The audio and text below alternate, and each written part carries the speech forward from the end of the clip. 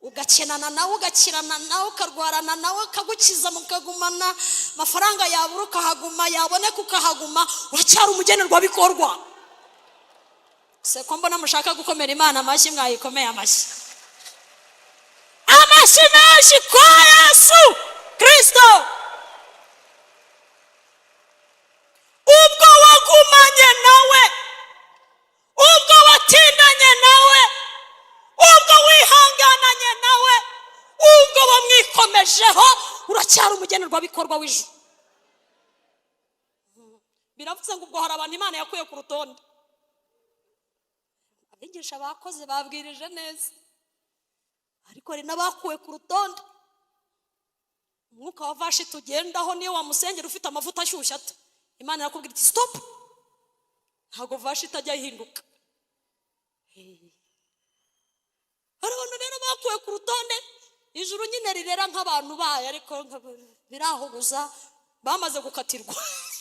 Udashobora gusengera niyo waba ufite yavuye muri Isiraheli, ariko abagumanye na Yesu baracyari ku rutonde rw'abagenerwabikorwa. None se Sawuli wamusengera kandi Imana yamaze kumuca? Ntibishoboka. Hari abantu batagisengerwa bari muri riteraniro, byararangiye kubera barenze urugabano, barenga imbibizi by'Imana yababwiye, babirengaho, uwo mwanya bita birangira ibyabo. Ni nko gusengera Esawu ngo asubizwe umurage w'umwana w'imfura, kandi yawutanze bamuhaye udushyimbo dutukura turimo sosi tomate turimo gasarisa, agira ngo birarangiye. Ntushobora gusengera Esawu. Bibiliya iravuga ngo nubwo yawushatse arira cyane, ariko ntawo bamuhaye. Ako rero nako ntago nagasimbuka, ntago nahava nakavuze. Hari abantu ijuru ryakuye ku rutonde, icyakora Imana izakomeza ibaha umuceri na kawunga n'ibirayi, ariko ku rutonde rw'abagenerwabikorwa by'ibintu bikorerwa mu ijuru kwa Heri, keretse Imana yonyine, niyo yonyine ishobora kwigarura ikavuga iti n'uyu nawe ni uwanjye. Abaje gusenga amen munyikirize haleluya. Ijambo twasomye ni umwami Hezekiya, umwe mu bami bakoze ibintu bikomeye byiza byanejeje Imana. Reka mvuge nka bitatu kugira ngo nze gusaba Yesu ashyigikirira ijambo yamaye kuko rirakomeye. Hezekiya amaze kwima ingoma, yimye ingoma muri Isiraheli, harabayemo ibintu bikomeye. Umwami Ahabu yaravuyeho, bamutubwiye, yarazanye ibigirwamana na wa mugore we Yezebeli. Abisiraheli rwose imitima yabo yaratangiye kuzinuka Imana, bamwe batanayizi. Hezekiya bimwe mu bintu yakoze natangariye byanejeje Imana, Imana iranezerwa, ngo yagaruye Pasika mu Bisiraheli. Ngarongera ahamagara abatambyi, arababwira ngo bya bigirwamana mu bijugunye. Bimwe mu bigirwamana Hezekiya yasenyeye, harimo ikigirwamana cyitwaga Nehoshitani. Nehoshitani cyari ishusho y'umuringa y'inzoka Mose yakoreye mu butayu. Igihe inzoka zaryaga Abisiraheli mu butayu, Bibiliya ivuga ko Imana yabwiye Mose ngo afate umuringa awucuremo inzoka isa nizo zirimo kubarya. Hanyuma Abisiraheli rero uwayirebaga ngo imanitse ku ibendera wese yarakiraga. Iki kintu rero cyangwa icyo gishushanyo Abisiraheli baragikomezanyije bakigirana i Kanani. Imigwira cyangwa abantu baguye batangira kujya bagisenga. Hezekiya amaze kwima ingoma, ngafata cya kigirwamana Nehoshitani, ngarakimenagura, arabanga iki gifite amaso ntikireba, gifite amatwi nticyumva, ariko iyacu ifite amaso irareba, ifite n'amaboko irakora, ifite n'amatwi irumva. Munyikirize amen. Kandi Imana igashyira ahantu iravuga iti Hezekiya nzakugirira neza ku munsi w'amakuba. Icya kabiri yakoze, ngo yongeye kugarurira Abisiraheli amazi. Abanzi b'Abisiraheli bari barasibye amariba y'amazi, bishushanya ubuzima bw'umukristo utagira umwuka wera. Dayimoni zishyiraho bariyeri, zisiba amariba. Yesu yaravuze ngo umuntu nanyizera, imigezi y'amazi y'ubugingo izajya itemba iva mu nda ye. Imana ihabwe icyubahiro. Rero Abisiraheli abanzi babo bari barasibye amariba y'amazi. Hezekiya amaze kwima ingoma, ngarongera asibura amariba y'amazi. Abisiraheli barongera banywa amazi, Abisiraheli barongera buzura umwuka wera. Ngo mu gihe cyacu ni ukuzura umwuka wera, ako nako Imana irakavivura. Abanyumvise twese amen. Icya gatatu Hezekiya yakoze ntakibabwiye, ngo yagaruye Pasika muri Isiraheli. Arongera arababwira ngo dukwiriye gukora ibintu bishushanya Kristo. Ahamagara abatambyi, abaririmbyi baza mu nzu y'Imana, ngo barongera bizihiza Pasika. Ibyo byishimo n'uwo munezero wo kongera kugaragaza Kristo muri Isiraheli ngo bituma Imana inezerwa, icyo na kirakivivura. Munyikirize amen.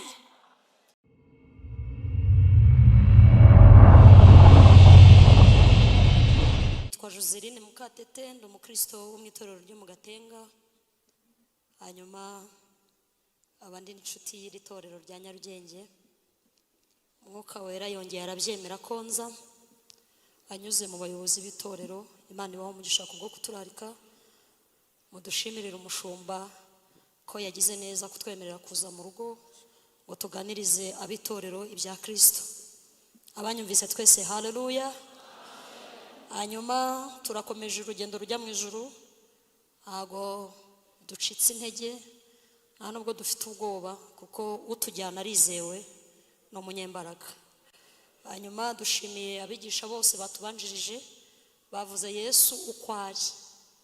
Hari igihe umuntu akurikirana neza ukumva abantu bari kubeshyera Yesu, kumva abantu bari kumubeshyera rwose, ariko bamuvuze uko ari. Ariko kuko adashirayo nanjye ndaje, ntago ajya ashirayo. Uriya mugabo ni munini, dore ejo bundi imyaka irimo irarangira, tuzagenda Imana kubera idacutsa, Imana nticura, izabyara n'abandi. Yesu ni munini, nta muntu umuvuga ngo amurangize. Hanyuma namwinginze ngo aze kumpa ibigendanye n'iby'imitima yanyu ikeneye muri Kristo Yesu. Twese amen. Twagenze ahantu henshi kubw'umurimo wa Kristo, baduhaye intashyo, nimuzakire mu izina rya Yesu. Reka dusome amagambo y'Imana. Imana nanjye yashyize ku mutima wanjye, kandi nizeye neza ko umwami ari kumwe natwe. Babagabo n'abasore Imana yahamagariye gukora umurimo wayo bayicurangira, baze kwegera ibikoresho byabo ibishoboka, hanyuma tuze no kuririmbira Imana, nabyo nta mategeko abihana. Dusome mu gitabo cya kabiri cy'Abami, igitabo cya kabiri cy'Abami igice cya 20, dusome duhereye ku murongo wa mbere. Igitabo cya kabiri cy'Abami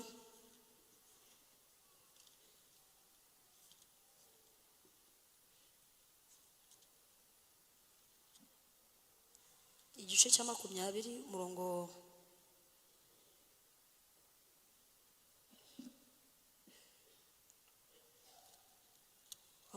wa mbere. Dusome mu izina rya Yesu. Aravuze ngo muri iyo minsi Hezekiya ararwara yenda gupfa. Bukeye umuhanuzi Yesaya mwene Amosi aramusanga, aramubwira ati Uwiteka aravuze ngo tegeka inzu yawe kuko utazakira ahubwo ugiye gutanga. Hezekiya yerekera ivure atakambira Uwiteka ati, murongo wa 3 niho nagendereye cyane, ndakwinginze Uwiteka, uyu munsi wibuke ko najyaga ngendera mu by'ukuri imbere yawe n'umutima utunganye, ngakora ibishimwe imbere yawe. Nuko Hezekiya ararira cyane. Ariko Yesaya ataragera mu murwa hagati, ijambo ry'Uwiteka rimugeraho, riramubwira ati subirayo ubwire Hezekiya umutware w'ubwoko bwanjye uti, Uwiteka Imana ya sogokuruza Dawidi iravuze ngo, numvise gusenga kwawe, mbona n'amarira yawe, nzagukiza ku munsi wa 3, uzazamuka ujye mu nzu y'Uwiteka, kandi kukubaho kwawe nzongeraho indi myaka 15, kandi nzagukizanya n'uyu murwa, mbakiza umwami wa Ashuri, nzawurinda ku bwanjye no ku bw'umugaragu wanjye Dawidi. Yesaya arongera aravuga ati, nimuzana umubumbe w'imbuto z'umutini, barawuzana bawushyira ku kirashi, yararwaye aherako arakira. Bukeye Hezekiya abaza Yesaya ati, ni ikimenyetso cyerekana ko Uwiteka azamvura kandi nzazamuka nkajya mu nzu y'Uwiteka ku munsi wa 3? Yesaya aramusubiza ati, iki nicyo kimenyetso Uwiteka guhaye, igihamya cy'uko Uwiteka azasohoza icyo avuze. Urashaka ko igicucu kijya imbere intambwe 10 cyangwa ko gisubira inyuma intambwe 10? Hezekiya aramusubiza ati, biroroshye yuko igicucu kijya imbere intambwe 10, ahubwo nigisubira inyuma intambwe 10. Nuko umuhanuzi Yesaya atakambira Uwiteka Uwiteka ahera aho igicucu cyari kigeze mu rugero rwa Ahazi agisubiza inyuma intambwe 10. Amen. Dusome mu butumwa bwiza uko bwanditswe na Luka. Ubutumwa bwiza uko bwanditswe na Luka igice cy'8. Luka 8 umurongo wa 27. Ubutumwa bwiza uko bwanditswe na Luka 8:27.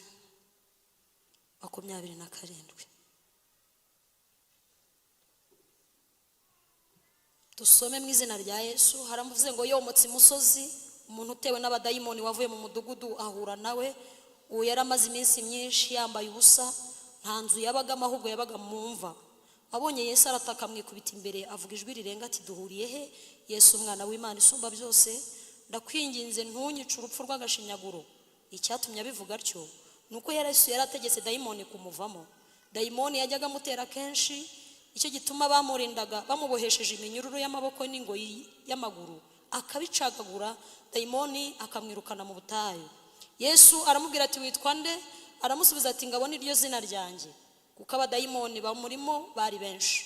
Baramwinginga ngo atabategeka kujya ikuzimu. Kuri uwo musozi hari umugana w'ingurube nyinshi zirisha, nuko baramwinginga ngo abakundire kuzinjiramo. Arabemerera, abadayimoni bava muri uwo muntu binjira muri izo ngurube. Umugana wirukira ku gacuri, zisuka mu nyanja zihotorwa n'amazi. Abungeri bazo babibonye barahunga babwira abo mu mudugudu no mu mihana ibyabaye. Barahaguruka bajya kubireba, baza aho Yesu ari, basanga uwo muntu wavanywe abadayimoni yicaye ku birenge bya Yesu, yambaye azi ubwenge nk'abandi, baratinya. Amen. Dusoreze mu rwandiko Pawulo yandikiye itorero ry'i Korinto rwa 2 igice cya mbere umurongo wa 8. Rwandiko rwa 2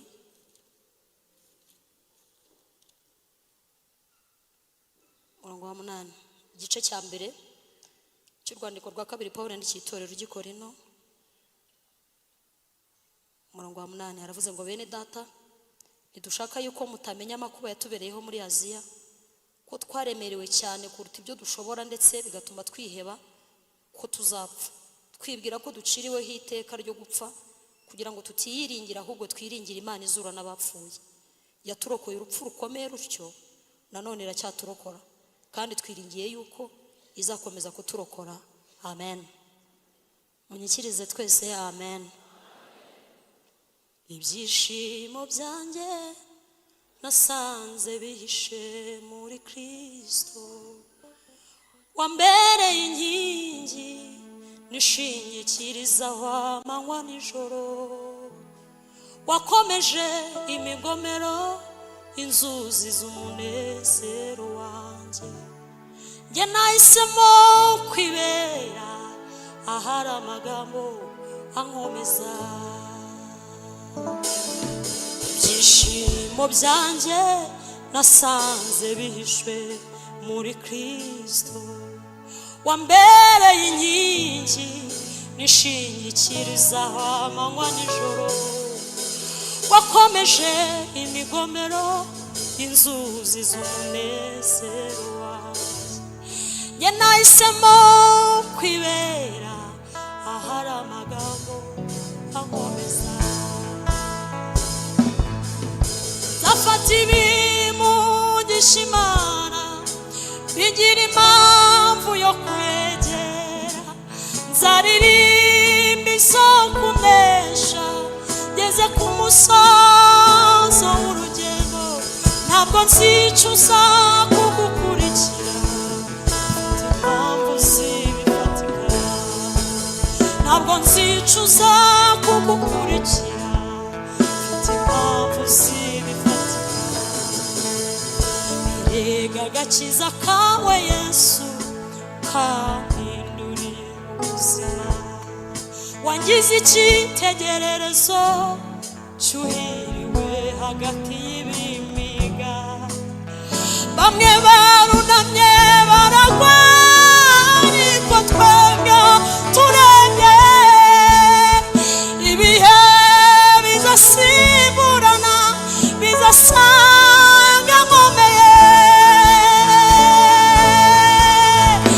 cyiza cy'umunsi mwiza ugusigira inkuru y'ishimwe nakuye amaso ku by'isi nayerekeje ku biri hejuru ntabwo nzicuza kugukurikira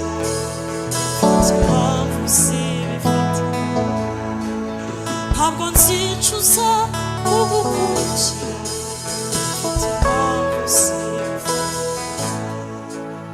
ntabwo nzicuza kugukurikira.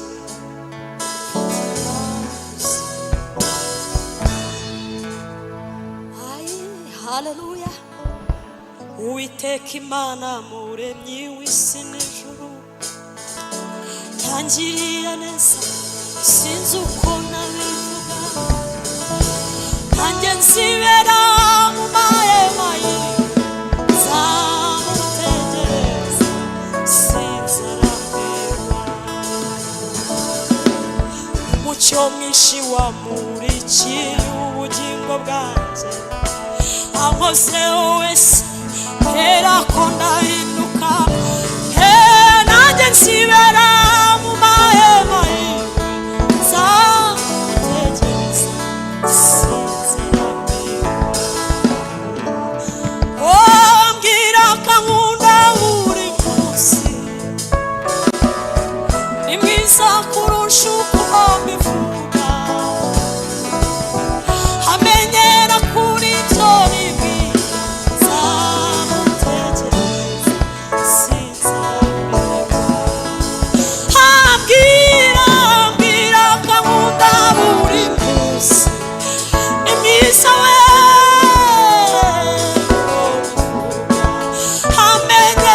amenyera kuri ibyo yibwira nzamutegereza sinzarambirwa. Haleluya. Mana we muracyari hano munyikirize haleluya torero munyikirize haleluya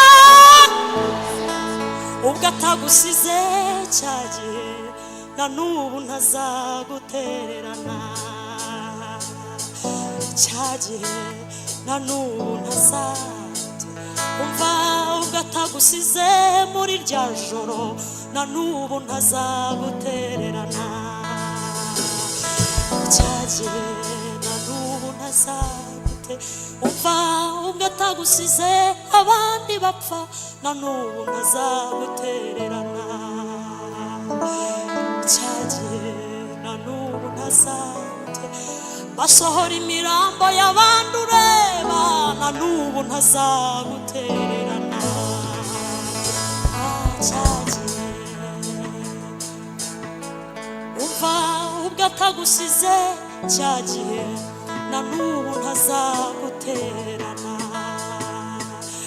muri ya nzara na n'ubu ntazagutererana muri bya bigeragezo bikomeye na n'ubu ntazagutererana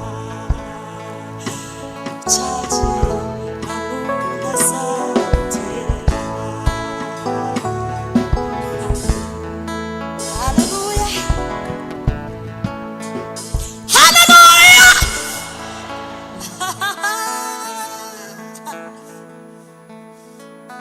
Namenye kuri se w'imigisha Imana y'umurire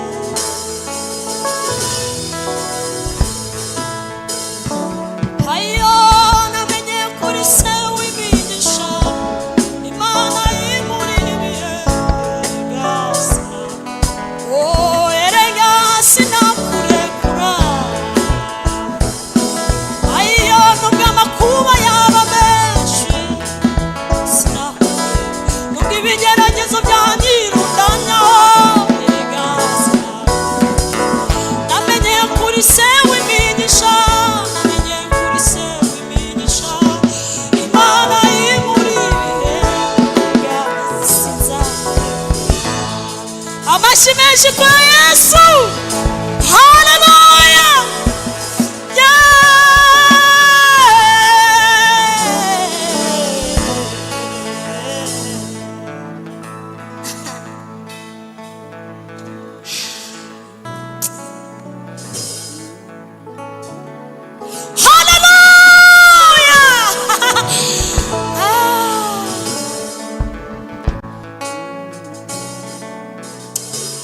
tuganira amagambo Imana yampaye afite intego ivuga ngo ubwo wagumanye na Yesu uracyari umugenerwa bikorwa w'ijuru.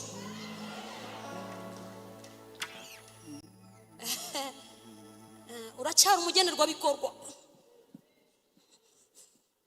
ubwo watindanye nawe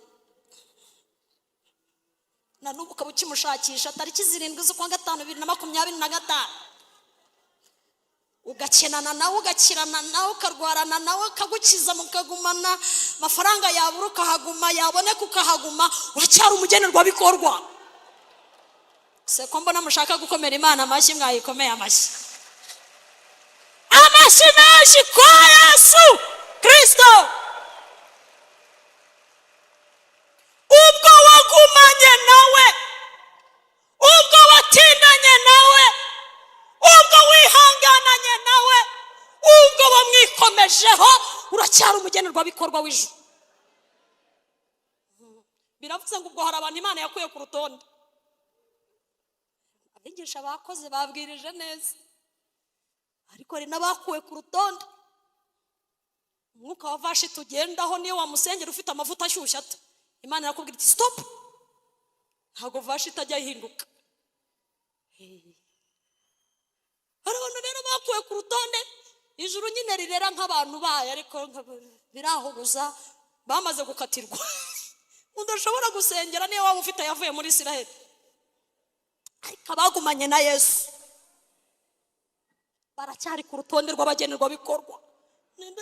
None se Sawuli wamusengera kandi Imana yamaze kumuca? Ntibishoboka. Hari abantu batagisengerwa bari muri riteraniro byararangiye kubera barenze urugabano, barenga imbibizi by'Imana yababwiye, babirengaho uwo mwanya bita birangira ibyabo. Ni nko gusengera Esawu ngasubizwa umurage w'umwana w'imfura kandi yawutanze bamuhaye udushyimbo dutukura turimo sauce tomate turimo gasarisa agira ngo birarangiye. Ntushobora gusengera Esawu. Bibiliya ivuga ngo nubwo yawushatse arira cyane ariko ntawo bamuhaye. Ako rero nako ntago nagasimbuka, ntago nahava nakavuze.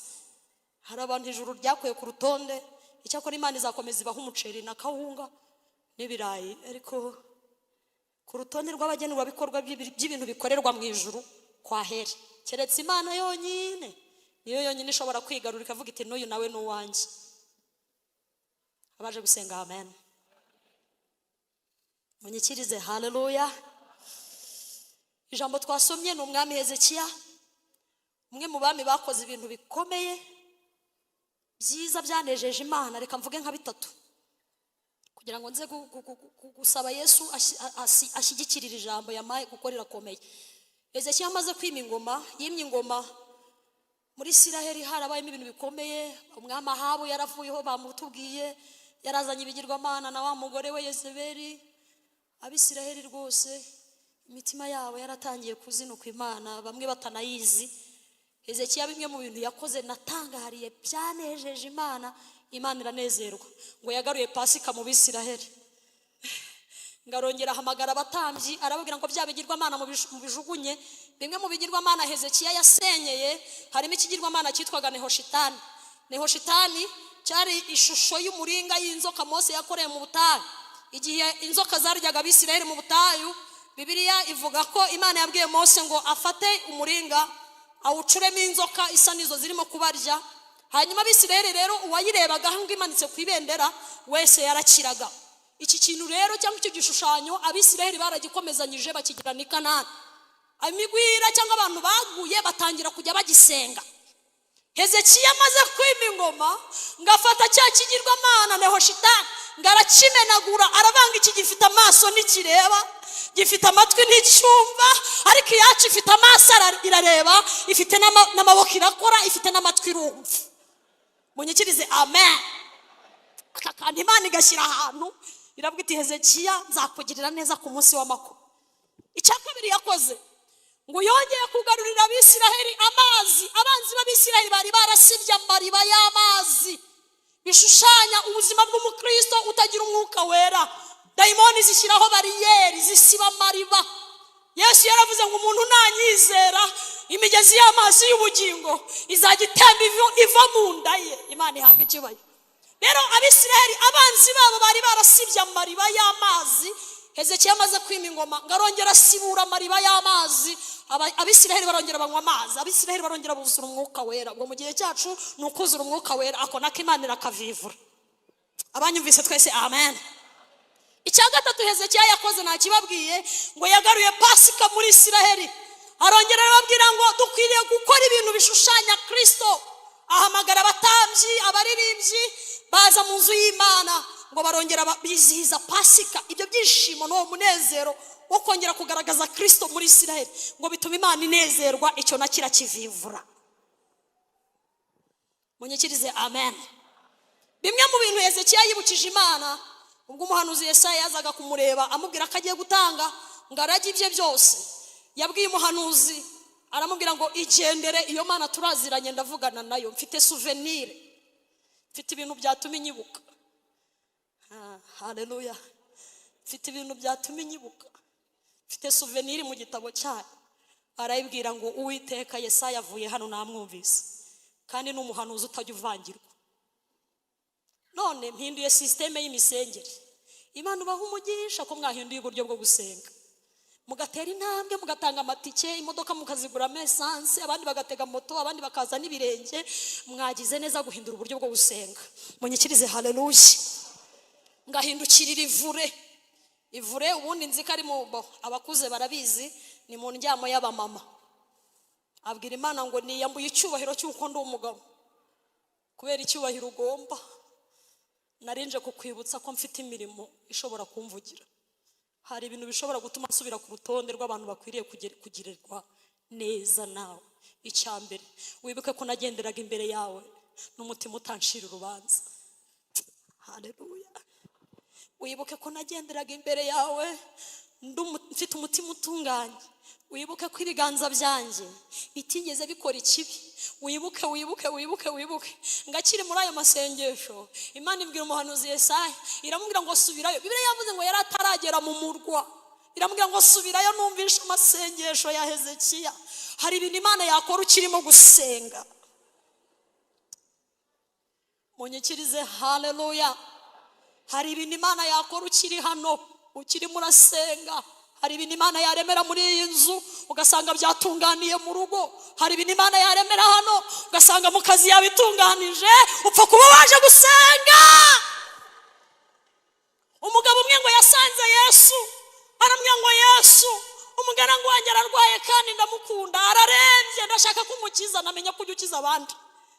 Yesu aramubwira ati hangane, ndacyari gufasha abandi, ndaje mu kanya. Aramubwira ati reka nanjye ndi umwe mu bantu bakomeye inaha, mfite abantu nyabora. Yambwiye umwe ngo agenda aragenda, nabwira undi ntigaruka akagaruka. Ni iki gituma utategekera hano bigatunganira mu rugo? Ngo Yesu yifata ku munwa, arabangwa kuva nagera inaha mbonye umugabo ufite kwizera kuruta kwa Isiraheli. Yesu ategekere hano, hagira ibintu bihinduka, ategekere hano uyu munsi. Aramubwira ngo genda, kwizera kwawe gukije umugaragu wawe. Naratangaye, nasomye Bibiliya irantangaza ngo yaragatse abagaragu be ngo baje kumureba, baje kumubwira ko umwana we umugaragu we yakize.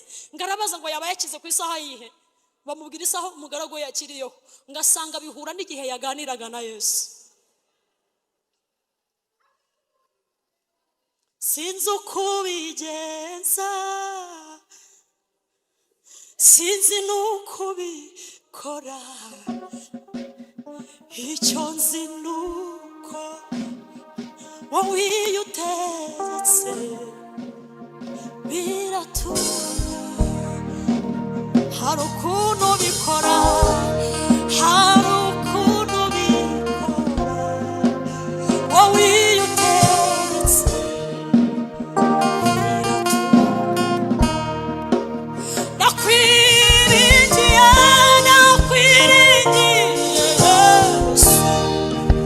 Yesu, nisesha kuko iyo ubuze imwe gusa biratunga. Hari ikintu kimwe Umwuka Wera yanyongoreye muri iyi minsi ntarinzi, nta nubwo najyaga mbyemera rega sinajyaga mbyizera jewe ko numvaga ari ibintu by'inzaduka, numvaga ari ibintu bitabaho. Mwuka wera yaranyongora yarambwira ngo ikigeragezo wiyakiriyeho Imana ikikurindiramo.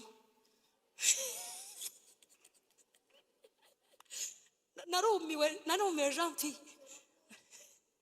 Ikigeragezo wiyakiriyeho, indwara ni iyanjye, umugabo mubi ni uwanjye, abana bananiranye n'abanjye, gucuruza nkahomba n'ibyanjye, buri Imana yabonye ari wo musaraba wanjye. Yesu we, Umwuka wera ni mwiza, ajya akora ku maso umuntu agahumuka. Dukomere Imana amashyi, haleluya. Kwa Yesu dufite ubutware, iyo twiseye amagambo ku musaraba hatu iriba rinyota twahawe amazi meza ku musaraba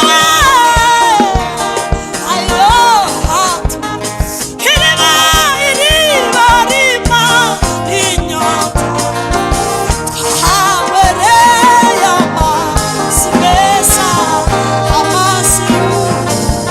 Haleluya. None imbaraga z'umusaraba turazimaze iki?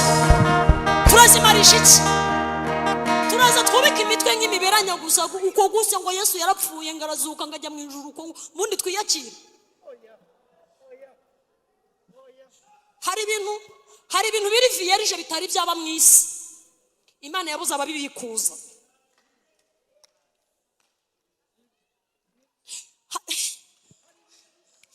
Umwuka wera ni mwiza, wanyakiriza, haleluya.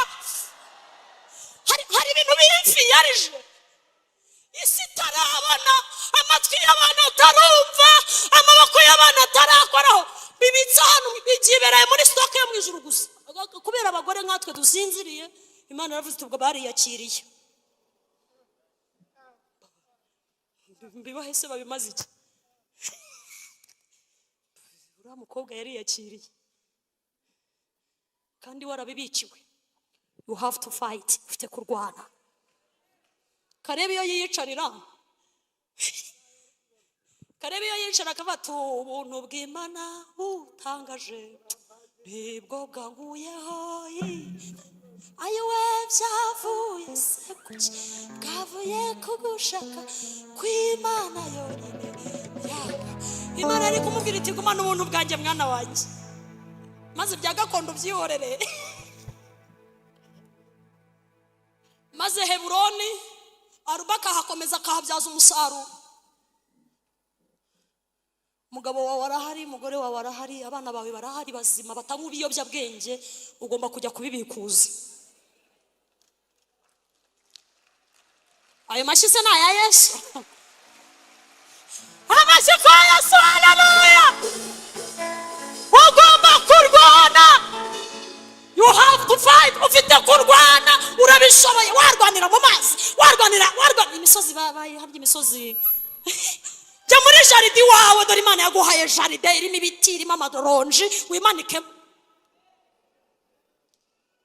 Jya muri amapapayi n'amapera biri hariya n'imikindo, wigaragambye urwane, ubwira Imana ngo ndashaka Heburoni yanjye. Shaka ka Heburoni. Ntabwo najyaga mbyemera jewe, ariko ndashimira umwuka wera. Munyikirize, haleluya. Yesaya, Imana yambwiye iti hindukira usubireyo. Numvise gusenga k'umwami, k'umugabo ukomeye, kandi yasenze amasengesho atandukanye nayo yajyaga asenga. Yahindukiye yarebye ivure, ni ntamutabara azavuga ko ndi Imana idakora. Genda umubwire ngo iminsi yawe ndayongereye, kuko mbonye souvenir, hari ibintu mbonye wakoze biranezeza, nanjye nkongereye imyaka 15 yo kubaho. Munyikirize, amen. Ubwo ukiriho kandi ukaba waragumanye na Kristo, uracyari umugenerwa bikorwa. Hari utuntu twakera abatumishi bajyaga bagira ngo bwira mugenzi wawe, reka nanjye nkadukane. Se hari icyo gatwayera? aba kari bugira icyo batwara bihangane, ubwo nanjye ndakaraje. Bwira mugenzi wawe ngo ubwo ukiriho wagumanye na Kristo, umuhindukirira umurebe wabona mutanibwiranye, umubwira ngo wagumanye na Yesu, uracyari umugenerwa bikorwa w'ijuru. Ijuru riragupangiye, ijuru riraguhishiye, ijuru haleluya, uracyari umugenerwa bikorwa, uracyari umugenerwa bikorwa. Ubwo ukiriho, ubwo ugihumeka, ubwo ugisenga sha, ubwo ukiririmba, ubwo ukibwiriza, ubwo ukiri mu mwanya wawe na Kristo, uracyari umugenerwa bikorwa. Yesu ntarazinga panje, Imana ihabwa iciro.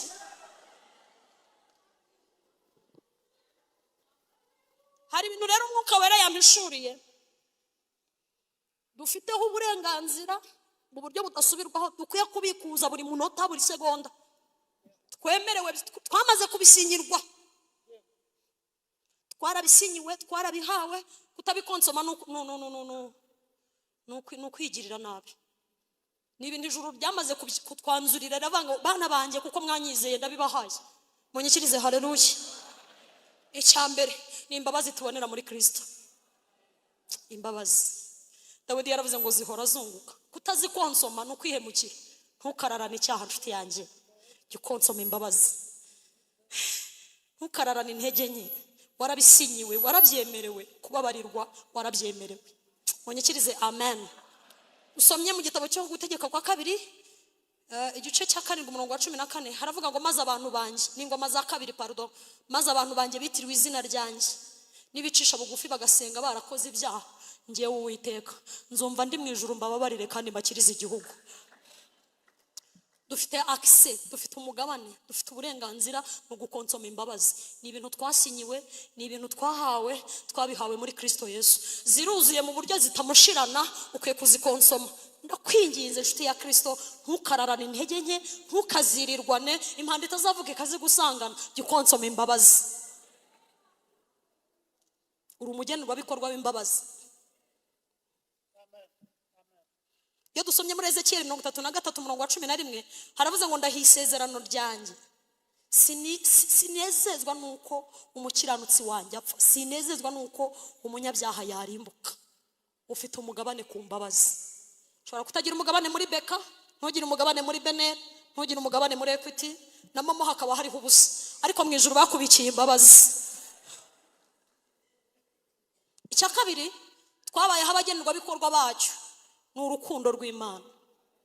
Urukundo rw'Imana. Iyo dusomye muri Yeremiya 31 umurongo wa 3 haravuze ngo Uwiteka yambonekeye kera ati nagukunze urukundo ruhoraho. Imana ihabwa icyubahiro we. Uri umugenerwa bikorwa w'urukundo ku buryo Imana ishobora no kukwinginga ngo wambabariye nkagukunda. Wacu yavuze ngo turabo tw'Imana. Imana ifite urukundo rusagutse kuko yubwayo ni urukundo. Irakubwira ngo wambabariye nkagukunda. Mbivuze nk'umuntu ariko wagerageje nkagukunda, waje ukandeba nkagukunda, waje ukambwira amaganya yawe nkagukundana nayo. Undi hari inenge abantu badashobora kukwihanganiraho. Niyo umuntu azikubonye ahita avuga ati sinasabye umukobwa nkawe, sinasabye umugore nkawe, ntago ari umugabo nkawe nari narashatse. Ariko ikintu nkundira Imana, iduterurana n'intege nke, iduterurana na weakness zacu, iduterurana n'inenge zacu, kavuga ngo waretse nkagukunda. Waretse nkagukunda. Yabwiye Yakobo ngo kubera urukundo ngukunda kuko wambereye inkoramutima kandi ukabaho kwifuzwa, ukabaho gukundwa nanjye, nzaguheka ku buryo imvi zizarinda ziburuyenzi. Imana niyo yonyine ikiguhetse, ababyeyi baragucukije ariko iracyaguhetse. Uri umugenerwa bikorwa w'urukundo. Imana yakubikiye urukundo. Nagukunze urukundo rukomeye, nicyo cyatumye ngukuruza ineza yanjye ndakwiyegereza. Ntukabure urukundo. Yesu yagukunze urukundo rutazashira. Munyikirize amen. Iyaba nari mfite ibyo nkurusha ngo mbiguye kubera urukundo nkunda Yesu. Ayiwe k'iby'igiciro byose ifeza n'izahabu, kw'ibyo byose biri mu biganza byawe. Iyo nza kubigira nari ariko biguhesha iki kw'ibiganza byanjye byuzuyemo amafuti no mu minsi yashize nakoze icyaha gikomeye ndakwicisha bisubane nyuma yo gupfa warukeye urasuka ntiwazukana inzigo uzukana imbabazi ngo mwitegereze nicwa n'isoni z'ibyo nakoze urambwira uti inshuti yanjye ni wowe wenyine gusa uzi gukunda abandi turagerageza kugerageza ariko wowe mwami wanjye gukunda urabizi Yesu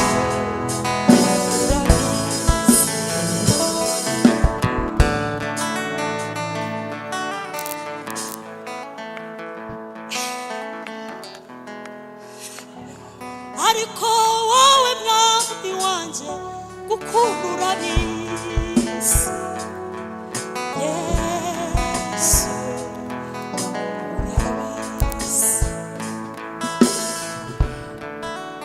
Dusomye Bibiliya iravuga ngo hariho umuntu wahoraga mu irimbi abadayimoni bari baramukuye mu bantu.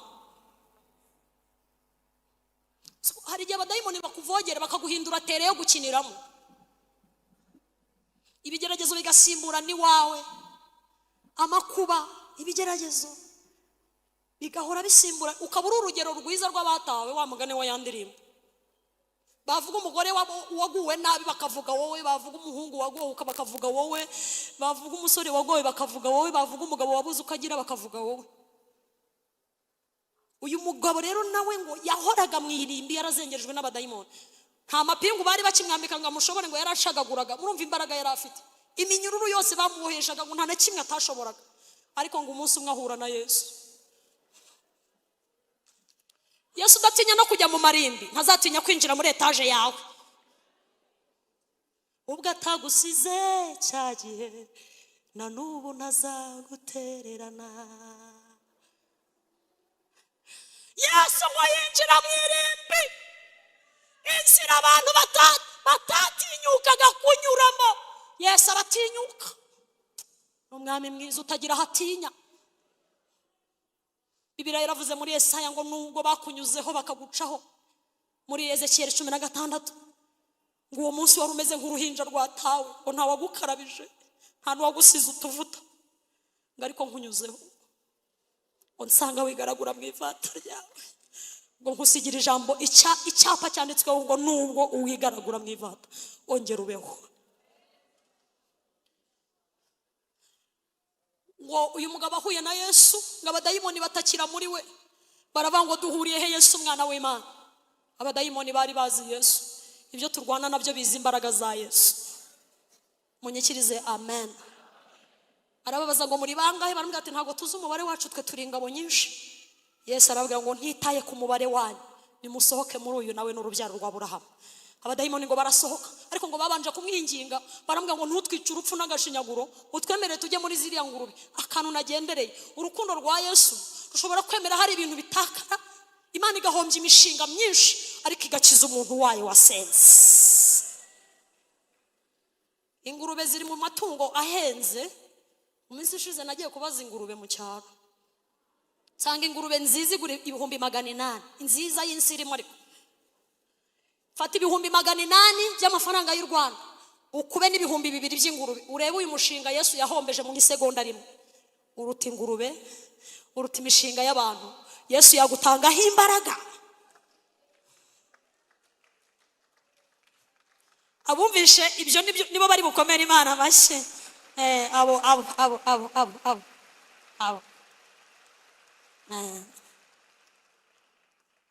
Imana ntifite ubwoba bw'imibare y'ibintu bishobora guhomba kubw'umuntu umwe wasenze. Bibiliya iravuga ngo nzatanga Etiyopiya ndetse n'Iseba mpatangiye ubugingo bwawe. Uri umufatanya cyangwa uri umugenerwa bikorwa w'ijuru mu rukundo rw'Imana. Icya gatatu, icya gatatu ukwiriye gukonsoma muri Kristo Yesu ni amahoro menshi. Amahoro Yesu abantu be ntagira kake ntarondoreka, ajya ahumuriza abayafite, n'utayata ntabwo wayakurwaho. Wiringira Imana n'uyiringira ntabura amahoro. Yesaya 57 umurongo wa 19 haravuze ngo ningira urema ishimwe ry'iminwa ngo amahoro abe kuri kure n'uri kuri uri hafi. Ningira urema ishimwe ngo amahoro abe kuri kure no kuri hafi. Imana niyo yonyine niyo mahoro.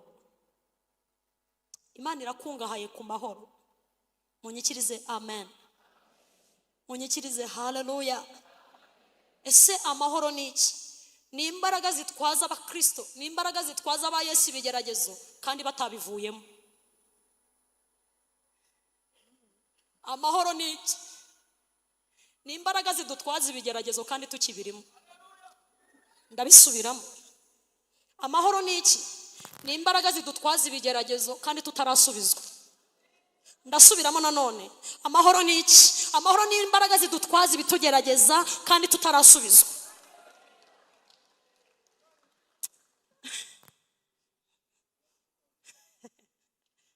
Nawe niba kubaza ni kuki wuzuye amahoro, uzababwire Yesu wanjye. Nawe niba kubaza ni kuki wuzuye amahoro, uzababwire Yesu wanjye. Itorero rifite amahoro ku buryo risagurira n'isi.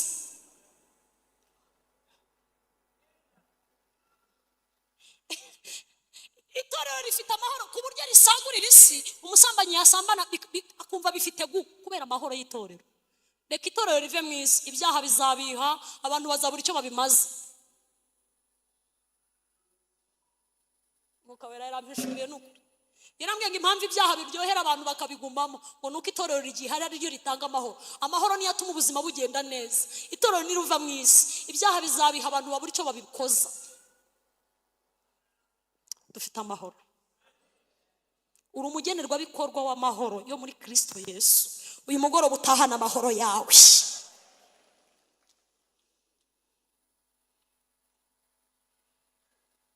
Icyakane wagenewe umugenerwa bikorwa wacu mu bwami bw'Imana. Ni amasezerano yo mu bwami bw'Imana. Apana amasezerano yo mu by'uyu mubiri gusa. Ni amasezerano yo mu bwami bw'Imana. Ku buryo Imana ishobora kwemera igahindura na situation, igahindura amahame y'ibyashyizweho kugira ngo ugirirwe neza. Wow. Imana ishobora kwemera guhindura amahame y'ibyashyizweho kugira ngo ukonsome ku masezerano. Munyikirize haleluya. Bene Serefohadi abakobwa ngo bagiye kubwira Mose, baramubwira ngo hari amategeko ari kutugonga, hari ikintu kiri kutugonga. Tugonzwe nuko papa atabyaye abahungu. None nta mugabane tuzabona muri Kanani. Genda utubarize Imana ngura tukuzaho burundu kweri tuzaba muri Kanani tumeze nk'imbobo zirahuza. Uyitubarize kandi uyibwire ngo data ntiyigeze yifatikanya n'abapagani. Haleluya. Ugenda uyitubwirire ngo data ntiyabaye mu gikundi cy'abayituka, ntiyabanye n'abayivuga nabi. Ugenda uyitubarize niba izemera tukaguma mu ruzerero gutyo gusa kuko data atabyaye umuhungu. Ngo Mose ajya kubaza Imana. Imana ibaha umugisha ko mwaje kuyibaza. Hari amategeko yabagonze, systeme y'isi yarabagonze, ariko ubwo mwaje kuvugana n'Imana hari ibintu Imana igiye kuviyora kavanga ibinda byanze uko abantu basenze niba bagenerwa bikorwa ku masezerano. Hari igihe umuntu asanga agongwa n'amahame y'umuryango, agongwa n'amahame y'ibyo yize, agongwa n'amahame y'uko yabayeho, bakubaza se ugasanga ntibyuzuye. Ariko hari igihe Yesu ajya yemera kubiviyora akavanga ibi bintu nubwo bitashobokaga, ariko kuko uyu muntu ari umunyamasezerano, ndemeye ndabikoze. Mose ngajya imbere y'Imana arayimira ati Uwiteka we bene Selofehadi baje kumbaza iby'urubanza rwabo kandi sinabishobora. Ntabwo urubanza rwabo naruca. Mfite ingingo ivuga ngo umuryango utaravutsemo umuhungu niyemerewe kuba n'umugabane muri gakondo. Ntabwo bikunda. None tubagenze gute? Urabagenza gute? Uwiteka aramubwira ngo urubanza rwa bene Selofehadi rurumvikana. Ndemeye mpinduye ingingo. Amashyi menshi kwa Yesu, haleluya. Ndahinduye ingingo. Genda ubwire bene Selofehadi, ubabwire ngo nubwo nta musaza wanyu mugira, ariko muri ibyara bango ni Yesu wangize kuba umuvandimwe we. Imana ishimwe. Kandi ibyo mfite byose niwe wabimpaye. Imana ishimwe. Uwiteka abwira Mose, arabwira ngo itahire ugende ubabwire ngo bashire impumu, nzabaha gakondo.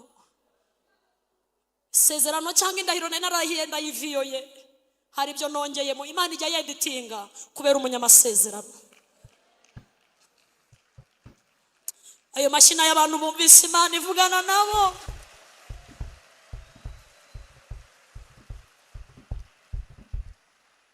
Hari igihe amahama kugonga muganga akakubwira ati niwongeraho uwa kabiri uzapfa, nushyiraho uwa gatatu bizarangira.